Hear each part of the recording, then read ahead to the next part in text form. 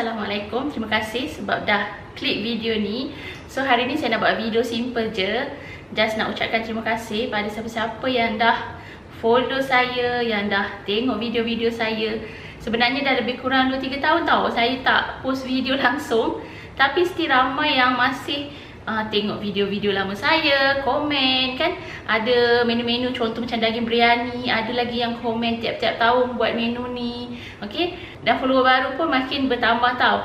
So baru-baru ni saya baru je dapat 100,000 follower. So saya nak ucapkan terima kasih pada yang masih menonton video-video saya, dan juga terima kasih pada follower-follower baru.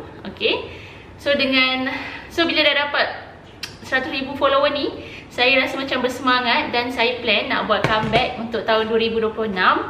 Tapi kalau sebelum ni kan saya masak tunjuk tangan je. Lepas tu saya masak menu-menu yang dah biasa saya masak. Tapi kali ni saya nak cuba masak menu-menu yang jarang atau tak pernah saya masak. Contoh macam menu-menu luar ataupun menu dekat negara kita pun masih banyak yang saya tak pernah cuba. Contoh macam family saya more tu selatan, Johor. Saya tak pernah masak macam asam rong, tak pernah masak laksa Sarawak, ambuyat. So banyak lagi menu yang saya tak pernah explore dan cuba.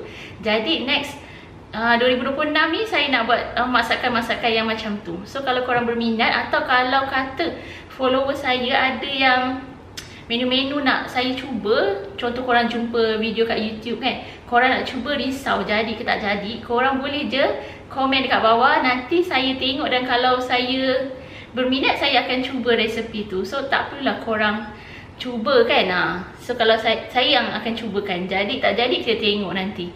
Jangan lupa esok hari Jumaat pukul 8 malam saya akan post video pertama saya, menu Timur Tengah. Nak tahu menu apa, korang kena tunggu besok. Okay, bye. Terima kasih lagi sekali.